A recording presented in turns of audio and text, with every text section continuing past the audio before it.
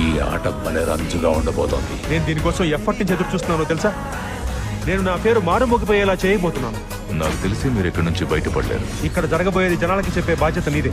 ఇక్కడి నుంచి బయటపడ్డాక నా పేరు మీద పార్టీ చేసుకో. నువ్వు మా వెనకే దాక్కుని ఉంటూ లోపలికి వచ్చాయి. నీకు ఎలాగైనా హెల్మెట్ దక్కేలా చూస్తాం.